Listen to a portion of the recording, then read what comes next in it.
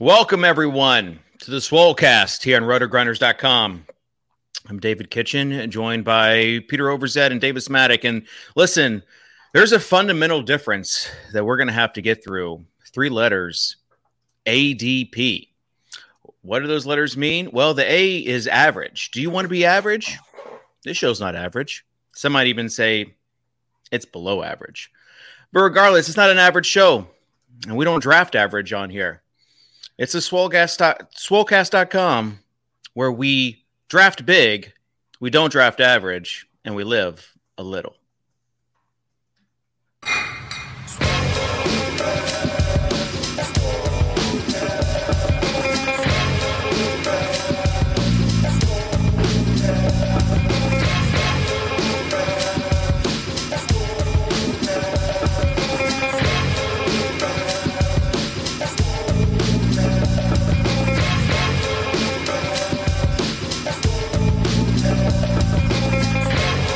Please don't dupe me, bro.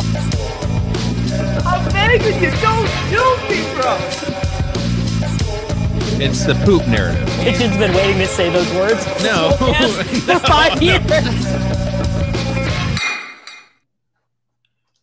Welcome, everyone, to the Swolecast. Gentlemen, how's this going? I'm doing good. I'm still just trying to process your cold open, the amount of work that went into scripting that, but not enough work into rehearsing it, evidently.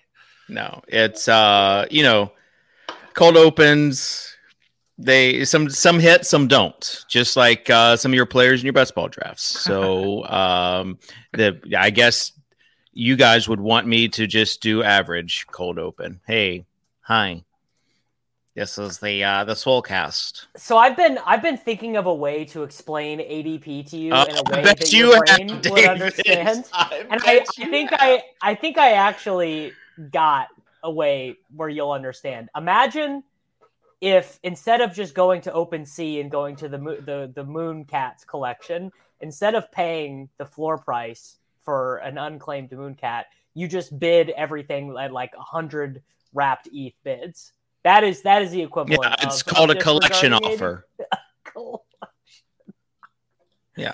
I really thought that would land for you, but it appears it did not. Here's the thing. I don't hate ADP, but when it comes to a best ball tournament where there are 500,000 entries, I don't think that the framework for roster construction should be ADP.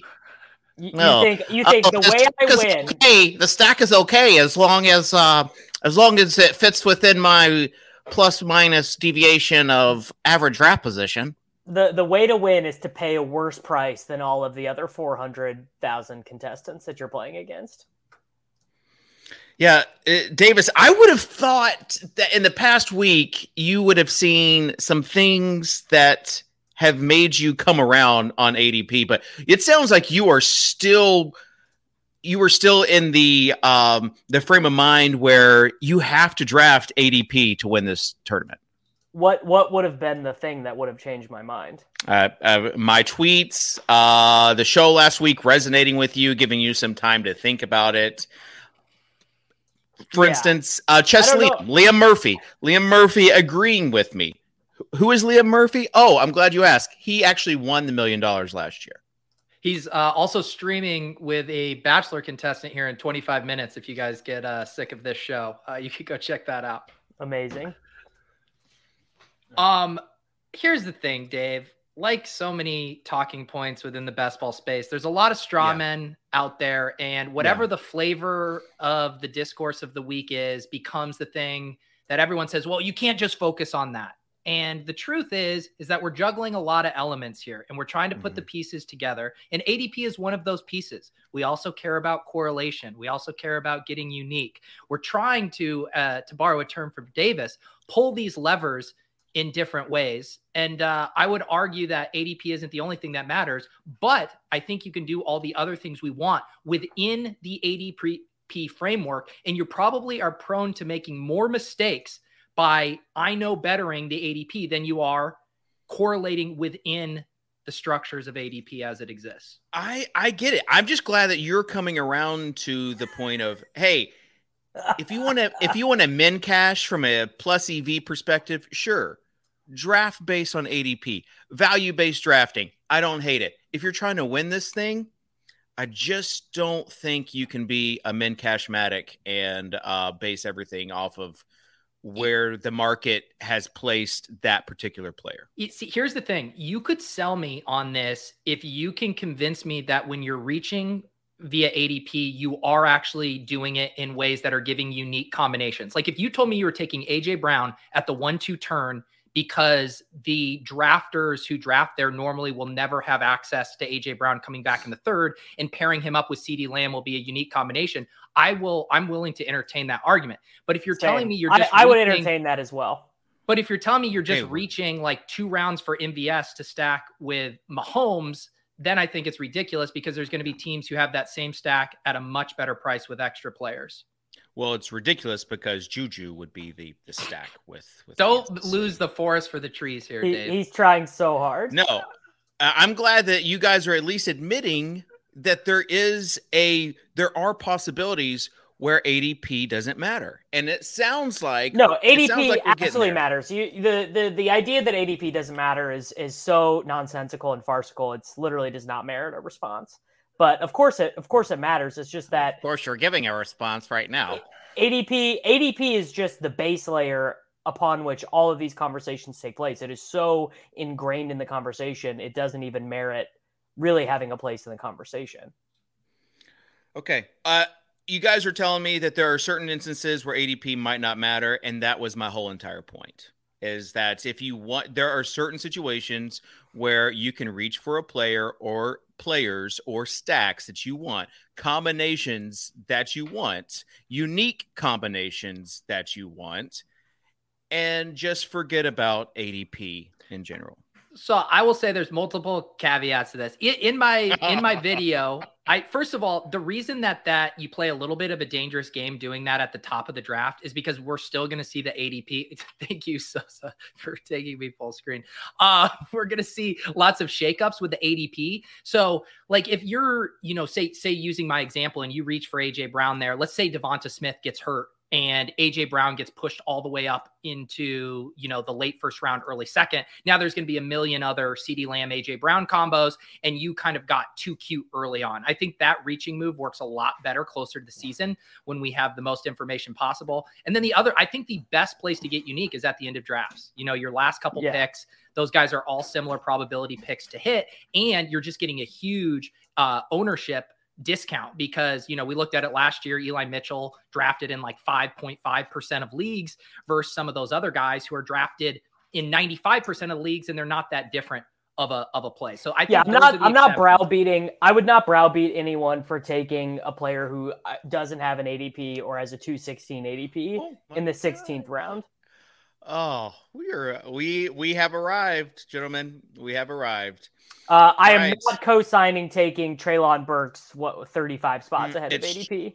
Treylon Burks, Davis. And where would you draft him currently? Based on your ADP mindset, where would you draft him? Like where he goes, maybe a little bit ahead. So 9th round. I haven't done an underdog draft since 6 o'clock this morning. So okay. And I didn't take Mr. Burks this morning. So I don't know. Well, and the thing, again, going back to this point, there are players that go in the same range from the same team, and so you have to go above ADP or just hope that no one else. Well, Dave, critical difference, very difference going above ADP by 5 slots, even 10 slots, 30 slots is to the point in which you are. It's I don't know. It's like it doesn't even make sense to me. Another thought experiment where Dave could be right, and let's give him this. Dave, if you were going to draft all 150 of your BBM3 teams within the same 2 to 3 day window, I would also say, hey, maybe mix it up there because that ADP is going to be fixed in time for that. But if you're drafting all summer like we are and the ADPs are going to be changing, we're going to naturally have very different textures and unique exposures relative to how that ADP shakes out. So we're not just drafting the same guys in every range. Like the ADP is going to be so different here in 2 weeks. All right. So Davis, what are the, well, there's not 457,000 other draft rooms. So divide that by 12, but we know what Tyler was saying. That would be a lot of I got what you're going for. Tyler is like, oh, I almost had it. I got my comment on the big screen and I forgot to do the second leg of the math problem. It's okay. Basic math, or basic public math, not a thing of this show. Yeah, not required for. Hang on though, before we move on from this ADP conversation, Sosa, can you bring some evidence up on screen that I wanted to show the viewers about Dave maybe talking out of both sides of his mouth here as far as ADP is concerned? It might take a while. Okay, here we go. So Andy here from Rate My League has pulled some of the top teams from the Scott Fish Bowl. We see Conference 4 here with our friend Soccer Dave. We got our friend Dricko, who actually pointed this out to me. And now if you'll go to the original tweet in this thread so we can see what he's polling for here. Here are the annual Rate My League SFB rankings. All 3,000 teams ranked based on SFB ADP with a little kick of stack bonus to make it more fun. This is essentially showing us the SFB value hounds and none other than our friend Soccer Dave, who may or may not have been using the Spike Week Josh ADHD ADP tool to inform some of his selections throughout the draft. What do you have to say for yourself, Dave? Oh, Peter, you ignorant slut. Yes, it's a just based by ADP. I like value. But to hoist you by your own petard, we can't say if it's a good team or not. I like value in the Scott Fish Bowl. I don't hate value-based drafting. I love it. But best ball is different than Scott Fish Bowl. Guys, live a little. Please understand. In a best ball draft, all you're doing is drafting. In the Scott Fish Bowl, there are more layers to this onion. There are drops, ads, waivers. There's head-to-head competition. So it's not just one thing. I enjoy a good value hounds, Yelp or Howl, whatever it is. You couldn't backpedal any faster, Dave. No, if I can compliment, so what? I drafted a good Scott Fish Bowl team. Ooh, you got me. If I can compliment Soccer Dave on this, though, it is a brilliant move for someone who doesn't want to work hard at best ball or really think about what they're doing to actually make that a branded thing. Like, people are going to remember the live a little bro thing for years, right? And you will not be forced to draft good teams, but you have become a man of the people simply by just being like, I just want to draft players I like. Oh, my thing is very smart of you. My framework is not ADP. If ADP is involved in the conversation, like Pete said, Pete's a smart guy. He understands there are multiple ingredients into this best ball cake. So he's not going to say anything is like nothing else matters except this, like week 17 matchups. He's not going to say that. So there are a ton of stuff that goes into this. ADP is one of them, but also for me, I don't value ADP as much as you do. I value correlations and team stacks and players with a maximum ceiling. Davis, have fun with your average bros. I'm drafting just guys that have. This is a straw man. I just said we're doing all those same things, but within the ADP framework. I don't mind ADP either. I'm focused on the correlations. I don't mind the entire basis of the game in which I'm playing, but is a brilliant sentence. It really here's a question. Let's do this thought experiment for Kitchen. If you knew Juju Smith-Schuster was going to be this year's wide receiver 1, he was basically going to replicate what Cooper Kupp did last year, going in a similar range. Yeah. Where would you leaving it up to chance? Am I leaving it up to chance that he's going to get there? Where I'm saying, where would you select him? Would you select him with your first round pick 100% of the time? No, I would select him. Why not? You have the knowledge that he's going to be the number one wide receiver. Why are you playing into this ADP construct? No, I'm still going to be drafting him ahead of his ADP because I know that's going to be there, right? I'm still drafting him 1, maybe even 2 rounds above his ADP because I don't want anyone else to get him. If he's the first round guy, I don't want anybody else to get him. But that's what I'm doing with Treylon Burks. I'm not waiting to the 9th round to see maybe he falls to me, maybe not. No. I'm going to get that guy. I've got, 85% exposure, Treylon Burks? He's my guy this year. 85% exposure. No, yeah. But Kitchen, if Juju's ADP is in the mid-5th, would you take him in the 4th round every time? Or would you ever take him in the 3rd round? Yes, I would take him in the 4th round every time. But you wouldn't take him in the 3rd because you know you could get other good players to pair with him, even knowing that he's going to be the best player in all of fantasy. You Correct. are tethered to ADP and you don't even want to admit it.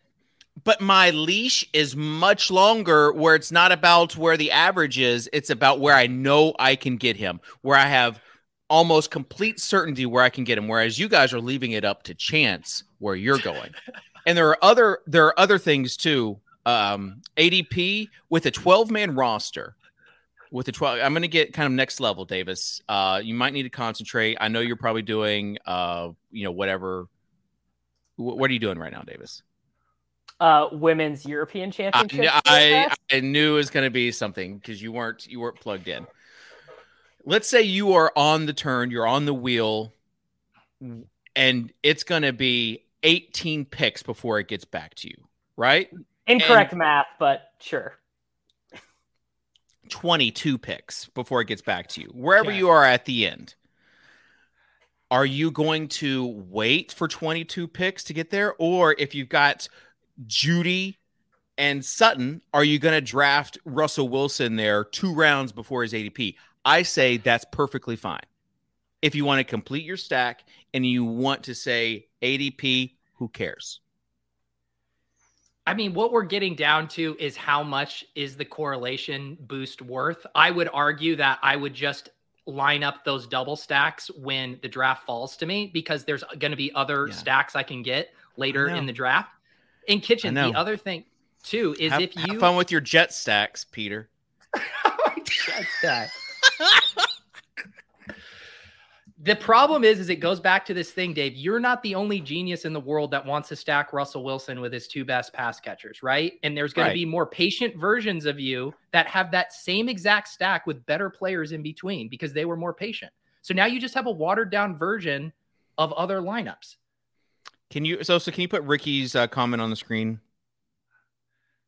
Oh, Ricky, maybe come it's on. Maybe Kitchen makes sense. Ricky. I mean, I think I'm getting to I think I'm speaking perfect. Yeah, everyone who thinks Kitchen makes sense, please join all of my Best Ball Mania 3s when I'm doing my morning draft. Oh yeah, I've got to men cash this so hard. Okay. So, Dave, this is you said you're going to be a dad influencer. You need to do a very hyper niche Best Ball dad influencer. Just like guys. I'm just taking who I want while I chase my kids around the backyard. It's like I just Dave, star the Titans and take. You should do the lifestyle brand where it's like the Underdog Cardio Club. It's the Kitchen Grill Club. You draft a team while you're flipping burgers out there for the fam. Speaking of old guys, Julio Jones goes to the Tampa Bay Bucks. Yes, I did get him at the end of the Scott Fishbowl draft. Probably helped in that ranking that I got when they said I was one of the best teams and best drafters amongst experts. I also got him in that draft that we did, the live draft that we did. I thought he was going to the Ravens. Now he's on the Bucs. Even though I told you he was going to the Buccaneers? Yeah, Davis. Yeah, because you're always right. And I didn't get the. I assume you had inside sources. But what are we doing with Julio Jones now? Can we first, before we, forecast, can we get the boots on the ground take? I mean, you were watching this guy up close. You were bumping into him at the Whole Foods in the suburbs of Nashville. I mean, is this guy cooked or not? I don't know. I think he was severely out of shape last year. And we know he's had like soft tissue injuries, but can he out of shape, like cardiovascularly out of shape or like weak? No, like cardiovascularly out of shape. That week 1 game, boots on the ground, being right behind the sideline when he was having to come out every single play, winded. That was like an eye-opening take for me. Like it was clear. So if he can be in shape, I still think he probably knew there was value. 0% chance of winning a Super Bowl with Tennessee, but now he's motivated by the ring, so he'll probably get up and jog a little bit more. That's right. When he's got Tom Brady yelling at him instead of Tannehill, then yeah, sure. But we're like 14th round ADP, 15th round ADP.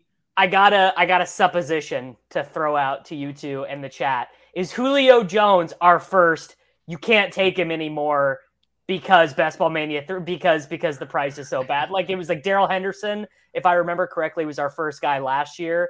Where it was like, what's the point of even drafting a Best Ball Mania? The winner's already been drafted. Is Julio Jones our first example of this? Why you shouldn't be drafting a Best Ball Mania 3 anymore? The reason I say it won't be is because I was reading just some replies. I saw Sam Wallace put up a poll yesterday of where will you take Julio, and I was reading through the replies. And the amount of pushback, the amount of I will not touch him.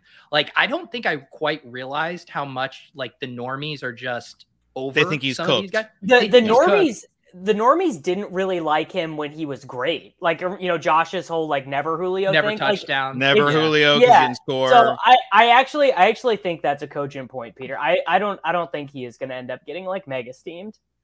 All right, so how are you drafting him then? Well, no, I just want to walk that back because it is hilarious because we're all victory lapping our 17th and 18th round Julio shares, but it's not even going to get steamed up to a victory lap worthy. I'm just victory lapping that I wasn't one of the people pressing the button on Russell Gage in the 6th round, which might go down as one of the worst fantasy picks of all time. Who was steaming up Russell Gage? It was Fantasy Mojo. I don't know. I just like to give him a hard time. Why do you keep dragging Mojo? because he gave me a hard time last year. Because Gage, you put him on the list. You put him on Davis's list for you guys tagging Mojo in my mentions. I was like, this seems uncalled for. That was uncalled for. Mojo, if you're listening, Rick Road, Mojo. Oh, I can't even imagine what Rick Road's spreadsheets say about Russell Gage. Feels like right in his wheelhouse to just be all over this guy. But I mean, like, Pete, to your point, like, literally, who were the people taking him? Like, how did Russell Gage end up the wide receiver 34? I don't know. Dude, well, I'll tell you how. It's the same reason running backs end up in the dead zone, right? Because people look at season-long projections, and you do a median projection, and when there's no Julio around, and you're projecting Godwin to miss 8 games, of course Russell Gage is going to look good on paper. Sure. Yeah. It just is insane to me. I don't know. All right. I've never gotten the Russell Gage thing. So where are you drafting Julio? I mean, I think right where Sammy Watkins goes is a good point where I am going to start thinking about it. Where's Watkins going? Like 15th? Like 15th, like wide receiver 75. And I could be being too conservative, right? Like if Dave is right about him being out of shape and he's in much better shape this year. I mean, 35-year-old Antonio Brown, Brady, right? Until AB like walked off the field or whatever happened. I don't remember if there was an injury in there or not. Well, there was an injury. He said they made him play through the injury. So they were up until the point where AB was not with the team. They had supported 3 top 25 fantasy wide receivers Brady had, and Gronk was still a top 10 tight end too. And you take all of Gronk. I mean, I just don't expect Kate Otten or Kyle Rudolph to earn much of a target share there. I mean, when I'm looking at names ADP wise, like I'm taking DJ Chark over him. I'm taking Nico Collins over him. I guess when you get to that like Marvin Jones, Corey Davis like range, I think it's part of the conversation. I would take Julio Jones over Marvin Jones. Right. That's where kind of I was thinking that breaking point is, because you're kind of debating him between some of those rookies, Alec Pierce and Pickens. Because the thing with Julio that excites me, it's not like the Antonio Brown where he's like has a 60% snap share and is super efficient. It's that like Godwin's injury lingers. That Mike Evans gets hurt. More like the contingent value of if all of a sudden you're getting a 20+% target share with Tom Brady, like you're going to be ripping. I would say like also depends on the texture of the team. Like if like, for example, if I took Garrett Wilson, Jalen Tolbert, and some other rookie wide receiver, it's like maybe I want to take Julio on this team because I feel like he's at least going to be active the first month of the season at like while Godwin is coming back, but maybe less likely to take him at all on a team where it's like I have Jamar Chase, AJ Brown, and pick your veteran wide receiver, MVS, whoever. Where the week it's unlikely he's making your week 17 lineup. Yeah, I mean, you can't draft him with the other two studs there. Well, and for actually, I'd be a little bit interested in taking him with Godwin, because then you kind of get the complementary production where Godwin's ramping up, Julio's playing more. And your lineup then tells a story that Evans is not playing, or just is inefficient, or just that Julio is so cheap that 800 yards and 2 touchdowns is more than enough at that price. I think I am kind of excited. I had not been drafting much Mike Evans early second, not because of I thought Julio was going to side there, but just because I thought the Godwin stuff wasn't properly priced in. And now, though, I'm kind of excited. Like, where do we think Evans falls to? Like mid to late third? Oh, I mean, shit. If he gets there, I'm going to be low. I mean, because if Godwin and Evans, if we were guaranteed 17 games of health, Godwin would go ahead of Mike Evans, right? I think so. Yeah, the people love Godwin. Yeah, so I would be crushing Evans at that. Like if Evans gets cheaper than T and AJ Brown, because I think there's that big tier break from T and AJ Brown to Keenan, Pittman, Mike Williams. If he goes in that tier, he is like an auto click, I think. I mean, but why are we even talking about where they're going to go in drafts? Like, don't you just draft Mike Evans if you want him? Like, if you want Mike Evans in the first, right, Dave? Just take him. If you want a Brady stack with Evans, absolutely. Yeah, why are we talking about Julio Jones as ADP? I don't have much Mike Evans because other people were drafting him too high. Dave, if there was an ADP, we'd literally have nothing to talk about. Literally, it'd be every week. Who are your top 5 players in the NFL? Who are your top stacks? This video would actually get way more views if we just did our top 5. Yeah, if we just did, these are our top 5 quarterbacks, and guess what? Mahomes is at number 1. Unlocking the secrets of Best Ball 2022. Yeah, I mean, we are going to ask some of these questions just because people want to know. On RotoGrinders, we have these expert, we call it expert survey. And that's where we ask all the DFS experts, such as Tuttle. I don't know if I've ever been on the expert survey, but we ask. I've been on the expert survey. I don't. Yeah. Listen, you're welcome. So anyways, you have these questions. Who are your top stacks?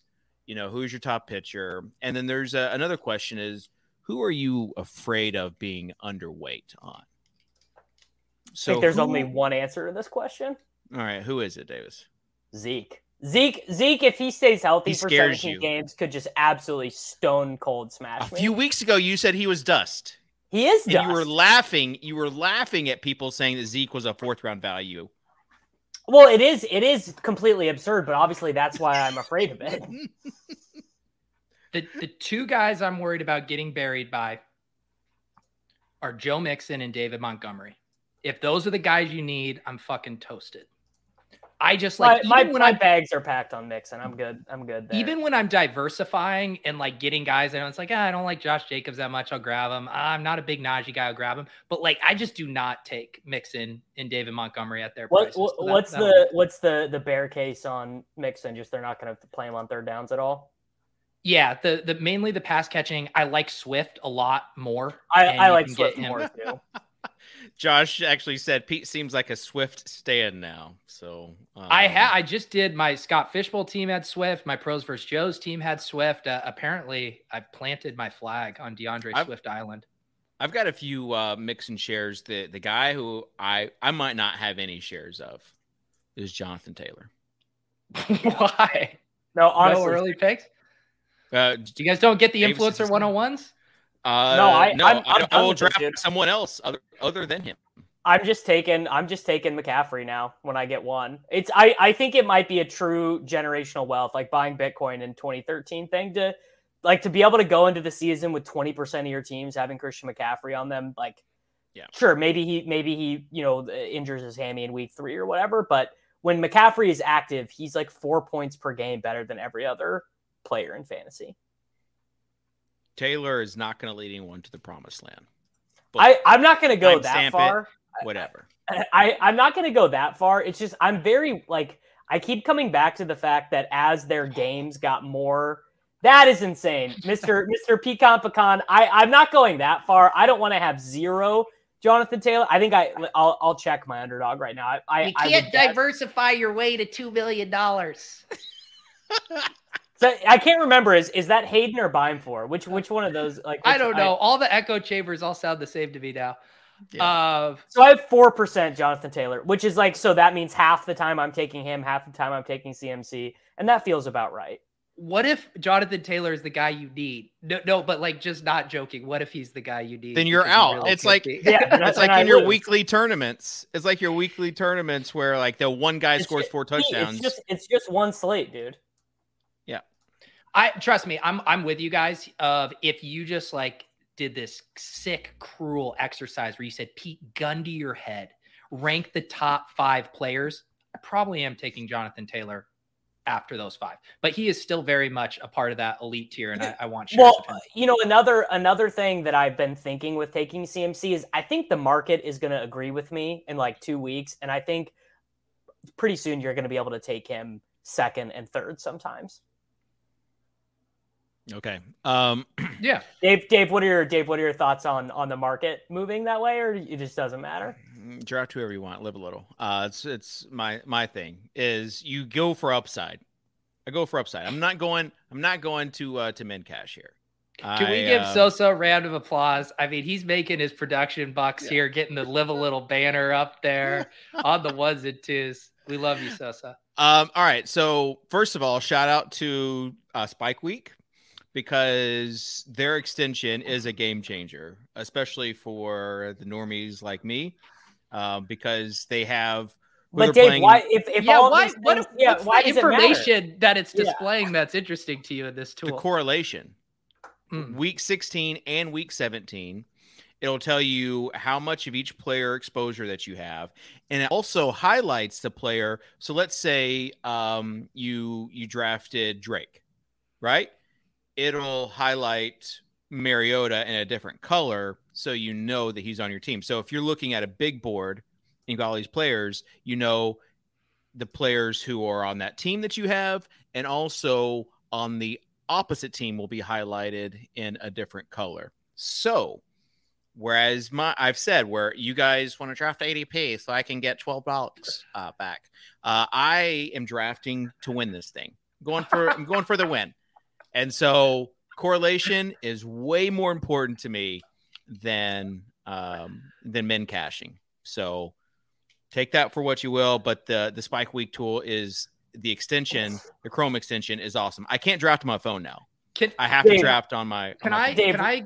Oh, go ahead, Davis. No, you go first. Mine's more. I just want to say, if you are, I need you to start putting your money where your mouth is, Dave. I need you to start posting some of your screenshots of your teams. I want to see you reaching heavily past ADP to show us this sweet correlation that you are not willing to let fall. I need to start seeing this. Can you become a best ball, bro? That would be amazing to see a David the best ball team screenshot. It would be. I would love that. Yeah, I want to be careful about my brand here, but you don't want to post a team. Why would you start being careful about it now? You don't want to post a team that's accidentally good, but a team where you actually crush it. Here's the thing, on DK, doing some of these drafts where then I get distracted. It's tough. Been there. Because you have people in your queue, and I always say I'm not going to do it, or I'm going to rearrange it when I go through and star. And I think I took Higbee in the 8th round. Mine is always, so, I normally I take Kelsey a lot on DraftKings. So then you star the Chiefs. So I've gotten auto drafted McKinnon because, you do Chiefs and you go all the way down, star them all the way. So I've gotten McKinnon in the 12th round, a bunch of times. But see, that's a way you're differentiating. That's the way I think of it. So I try not to. No one has that combo, baby. All right. So you want to guess? You want to guess the most drafted player I have on my team? Tannehill or Burks or Hooper. Yeah. Can we pull up your exposure? Because last time you pulled it up, you had done 2 drafts, but now you're a best ball thought leader. Yeah, of course. Sure. Yeah, can we Please get that? blur out the dollar entries to protect the innocent. That is my favorite thing that people do on Twitter. No one cares how much you draft, bro. I promise I don't care. Trust me, I don't give a shit what you say do... regardless, and I certainly don't give a shit based on how much money you put in. There are people that do care, but you shouldn't even. All right. Oh man, it says Chrome has lost permission to capture your screen. I have to go to system preferences. Tough scenes. Ooh. All right. So I'll just have to boomer alert. So yeah, Burks 83%. He is my most drafted player. How many times? How many times? Tell me the money. That's just in the Best Ball Millionaire. So that's 10 with Burks. So you've taken him in 8 out of 10. Okay. No, yeah. Let me go to all tournaments because on DK. Dave was popping in that Pomeranian. No, see, I've been playing more on DK than Underdog lately because I think that's a good call for you. Yeah, I think because you can. Would you say it's because the ADPs are softer on DraftKings? I would just say everyone kind of takes a live a little attitude towards drafting on DK. So, all right, and I'm gonna share with everyone. This might be a minus EV, but it's okay because I want to give back. So, my strategy, according to Spike Week's tools, 90% of my team builds are in the elite tight end category. If Spike Week doesn't add a filter for one of the structural strategies called Live a Little and just put every single one of your drafts tagged as that, I mean, that's a huge failure. Yeah, 5-4. What are we doing, buddy? We gotta get it done. This is what you need to have a filter in there where if you take X amount of players over above ADP, that you just get a Live a Little tag next to it. I think the problem is people using Spike Week tools are not doing Live a Little drafting. Oh, Bullock. Get out of here, Bullock. I mean, this is awful. I don't even agree with that. I've been drafting on DraftKings way more, but part of the reason is that I draft on the desktop is just the Spike Week extension. And because on the app, it's really tough and your thumbs have to just keep on going from place to place. All right. So, I do like the Spike Week tools now that I'm in. I've drafted over 20 drafts. I think 27 drafts now. I said I'd get to 100. I think I'll get there. So how many do you think you'll put in BBM3? 10, maybe. I would much rather I enjoy the interface. It's like DraftKings and FanDuel for DFS. If you look at 1099s, FanDuel way better for me than DraftKings. I enjoy the experience of DraftKings a lot better. And the same thing for the Underdog and DraftKings. So Underdog's draft experience is unmatched. By the way, hat tip to them. Series B funding. Thanks, Dave. Peter, I appreciate that. Yeah, built that brick by brick. Peter, you have contributed a lot to the Underdog brand. You kind of gave them credibility, and I hope that you're seeing that. I hope that you're seeing that in the paycheck this week. Yeah, Pete and Jeff Epstein. Well, I remember God, the other Jeff Epstein. I remember emailing David Gamboa because I had started doing randomizer drafts, and I initially had started doing them on drafters because Underdog was in limbo between draft and launching Underdog, and so there was no other best ball platform to do that. And I remember emailing Gamby, like he was running their marketing at the time. They had like 3 people, and it would have been May of 2020. And how far they've come since there is pretty insane. Yeah, and I think they want this Swolecast too. But yeah, totally. We'll see. Good business investment. Well, BlackRock, they buy single family homes and rent them out at absurd prices. The Swolecast and niche best ball fantasy software is really BlackRock's kind of the 3 core things they're really into. I'm just saying Peter gave the Underdog credibility as like a cool place to draft.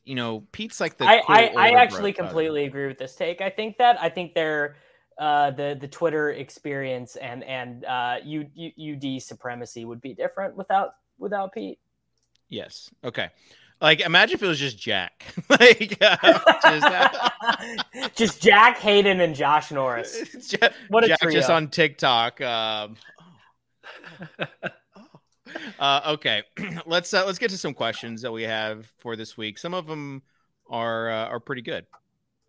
We have listener questions on the program. Yes, yeah, we do. Liam Murphy, at what age do we need to accept we will not be a professional athlete? Davis, you are the only professional athlete on this show. So says you. So semi-professional. Semi-professional. You got paid in swag for skateboarding once upon a time, so you're a professional athlete. I got paid cash. How much? How much cash? I mean, if you want it. I mean, it depends on your definition of professional. You could go be like a PGA, not a PGA, a golf mini tour grinder for like 40. Why not? Okay, so 40 is the age. I'd say it depends. I would say earlier than that. I would say if you're defining it as like actually professional, I would say you'll know by the time you're like 17. Yeah. Look at what Andy has done with the fantasy footballers. They're another podcast similar to Swolecast, similar size. As far as he has picked up the sport of pickleball. And he is like going to tournaments now. He's about my age, so upper 30s. And he could be sponsored, I'm sure. So I'd say a major sport, you got to give up like, mid 20s. Niche sport, yeah, you can be upper 30s. Sure, why not? Well, and that's the thing, right? Let's just be honest, the odds are against you if you want to be a professional NBA, NHL, NFL player. But if you start young, someone talking about pickleball in there, like pick one of these random ass sports. Cornhole. I've seen televised cornhole. Yeah. Pick one of these random ones, devote your entire life to it. I don't think you ever have to give up. Yeah, I'll see you on ESPN throwing darts someday if you want to devote 8 hours of your life every day. The darts world championship it's funny because it looks exactly what you think it's old English. It's old English guys who look like a leftover bag of milk throwing darts. It is hilarious. Yeah, and sometimes it's just like if you have the talent or not. With me being a DraftKings professional, a DK Pro as I once was, it was purely a talent thing. Did they ever strip you of that? Are you a DK Pro in perpetuity? Former they I believe right around Ethan Gate, they were like, maybe this isn't a good idea. Yeah, that cease and desist letter has nothing to do with they can't take that away from me. Do you think Underdog should roll out an Underdog Pro program? They already have. It's so funny. The Pete, your boys, your Club NGMI boys have started this theory of the Underdog cabal. There's this secret group of guys who have access to all of the Underdog APIs. They know what percentage of guys are drafted, it's so fun. This is what happens when NFT bros are down bad. Yeah. I'm like, you guys sure they appreciate the conspiracy theories on the show, Davis. Do you just go ahead and run the establish the run ranks. No, I'm just saying it's do people understand the amount of legal red tape that is going on with Underdog because they're trying to get into the gaming space? They have lawyers so far up every inch of operation of that company. All right. El Bretto says the Adams, Diggs, CD, Debo, Evans area, the late first round of best ball drafts is tough to choose. What's the wrong pick there?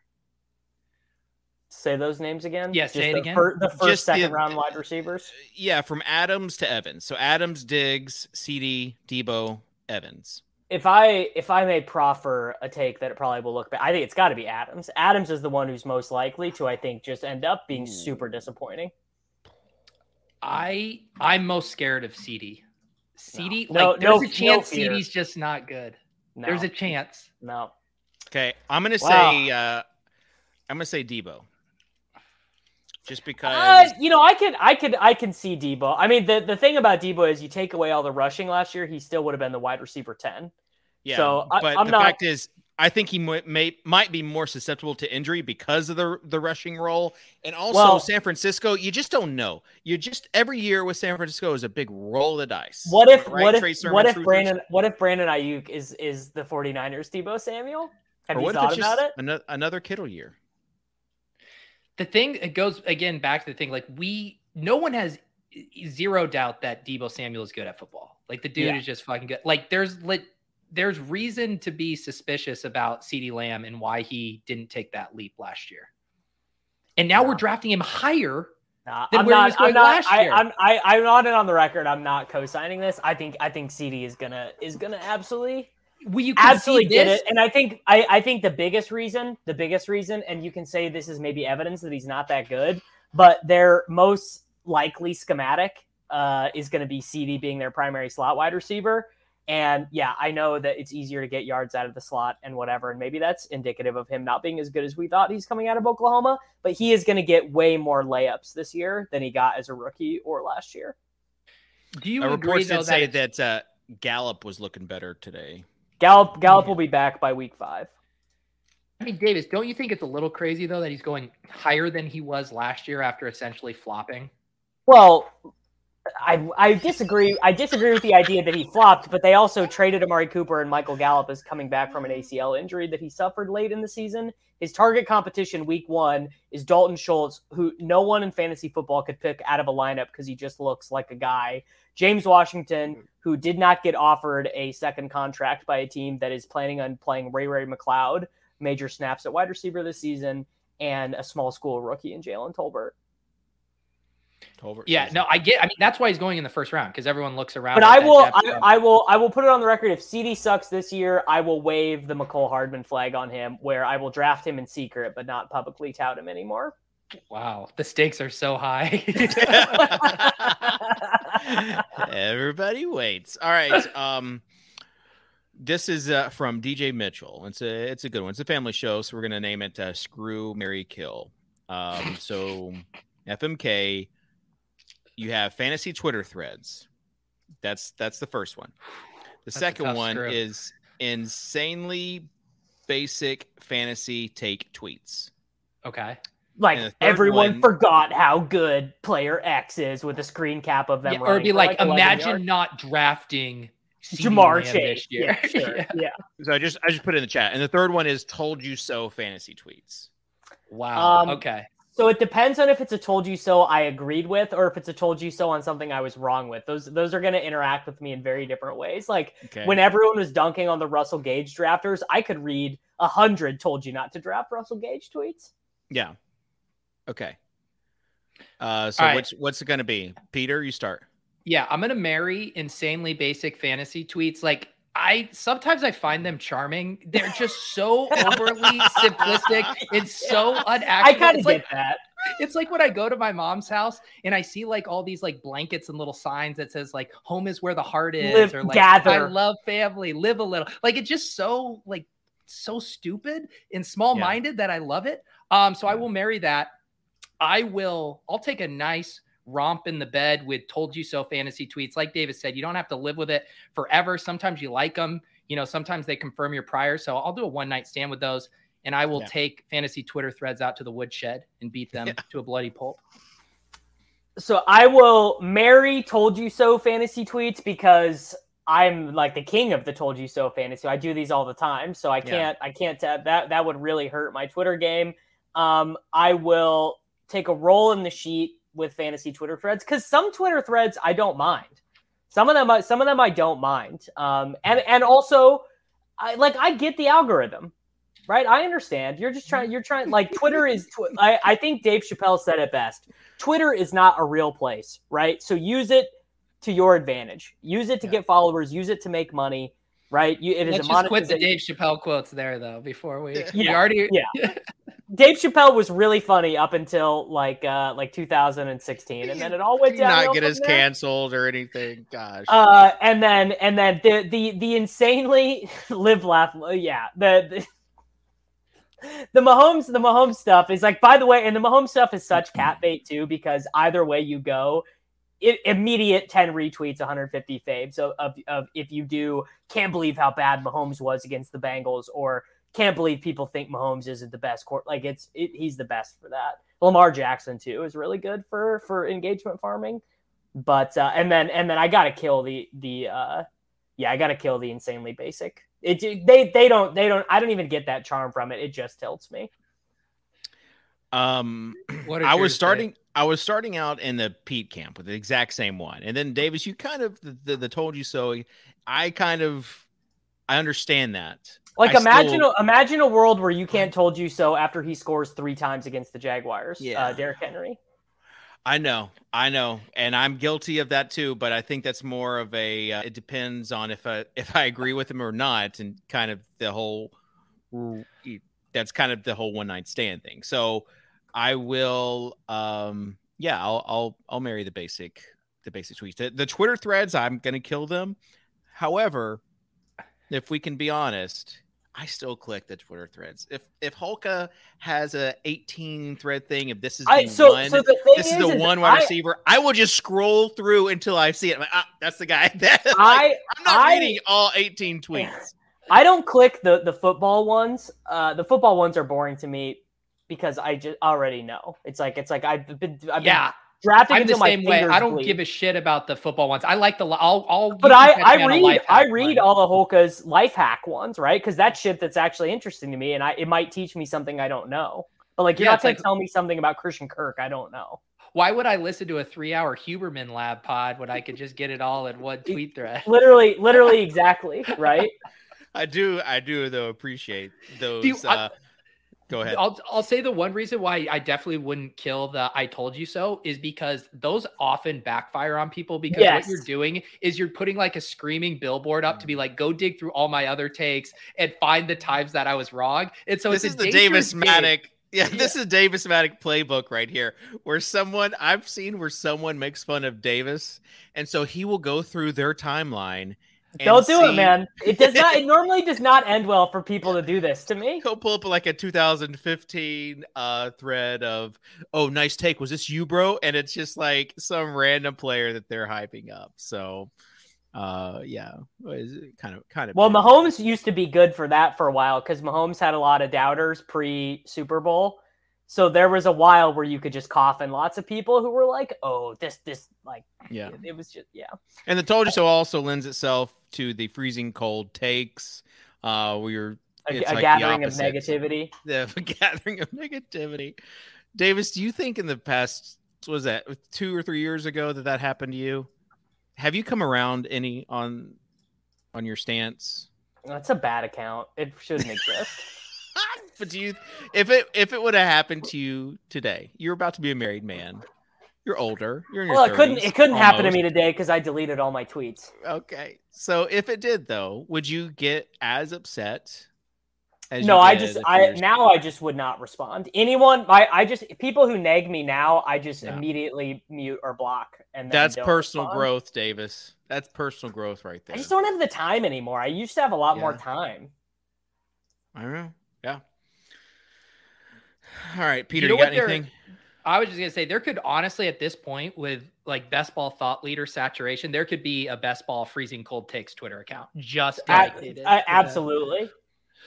I mean, I do think it'd be fun to go back if you had the time of a year ago. Like obviously someone went back and did the cap of me saying that I would never sell. I'll always own a Bored Ape. I'll always own a Bored Ape. Yeah. So like those are fun. I appreciate those. I think it'd be fun to go back a year ago to see, okay, who are we just like absolutely high on?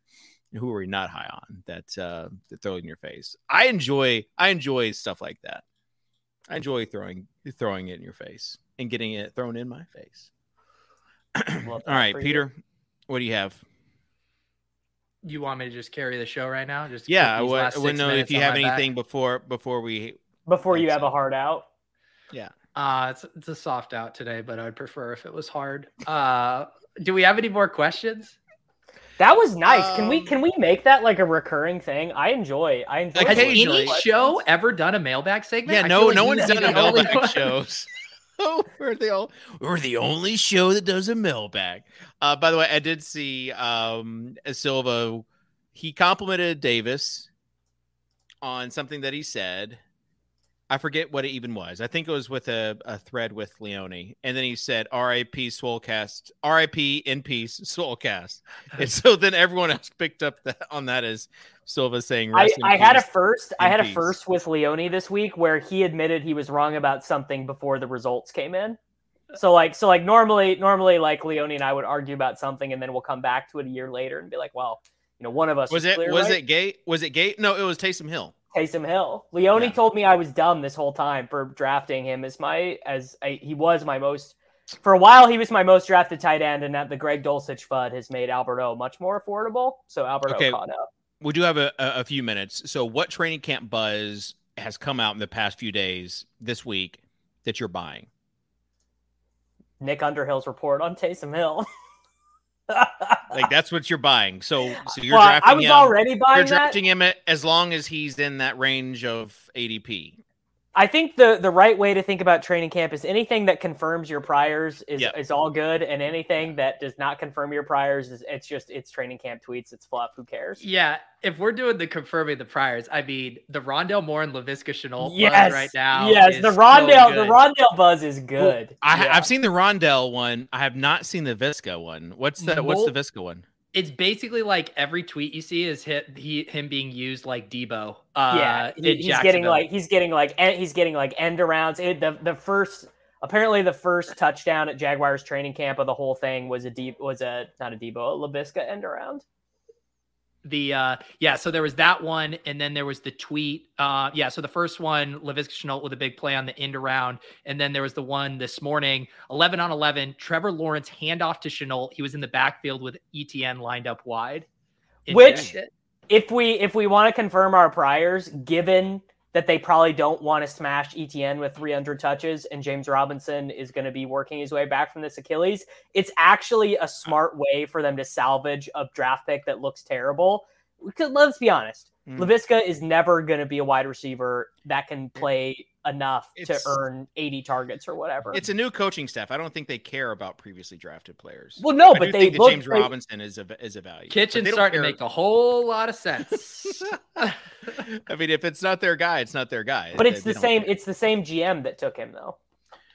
GM. All right. I will say someone sent me, they added me on a video of Traylon Burks catching a long touchdown pass from Tanny. So I'll say everything saying that Traylon is now in shape. He's looking good, looking like a first round pick. That's confirming my priors. And it's ridiculous that he's going in the 9th or 10th round. Grab as much of him as you can, ADP bros. All right. I actually, Dave, I agree with you. Yeah, if you think he's even half of what AJB is going to be, he's at least a 7th round guy, right, Pete? Come on, Pete. Let's end the show on a high note. I see you. Let's end the show on a high note. It's hard for me to disagree with you on Traylon Burks. I think he's a smash. There you go, man.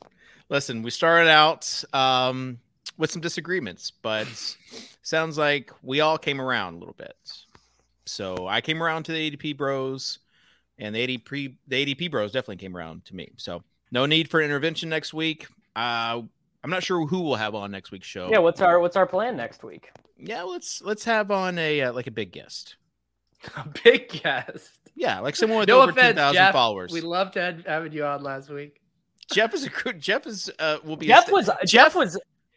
really good. Yeah, Jeff and Liam are staples of the show, I think, but they do not fall in the big guest category, which they would admit, right? Do you know who I would like to chop it up with? It's been a while. Reeves. I'll ask him right now. All right, let's see if Reeves does it, and if not, let's get Warren on. Let's get Warren on. Big guest, Tuttle. Tuttle just like Tuttle would be the biggest guest. Tuttle just randomly pops in the chat sometimes and just says, "Here's what you should troll." Like here's who you should troll. I did get nostalgic watching the full opening video today and seeing Tuttle, seeing the positions for the DFS week up on the board. I mean, we're like 5-6 weeks from that show, that opening show. Yeah, it's gonna be great. Preseason starts next week. Nuts. Next Hall week. Hall of Fame game. Dave, you going to be grinding Hall of Fame game? Davis, I was about to ask Davis, who is in the Hall of Fame game this year? I have no idea. I'll find out. I'll find out. I'll find out from Cody Main in 6 days. Peter, do you know? I have no idea. I think the Raiders. I think are Raiders and Jags. Yeah. Yeah.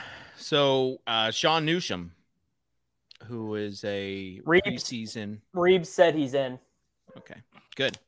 Sean Newsham is actually going to be with the RG crew this year for preseason, so maybe we'll get him on a show just to see him tilt. Sean's like one of the best tilters ever. All right, that will do it. Final thoughts, Davis? I disagree. He is the worst tilter ever. Well, it depends on if you find it entertaining or not. If you find the tilt entertaining, I sweated so many. I sweated so many slates with Sean for so long that it lost its charm.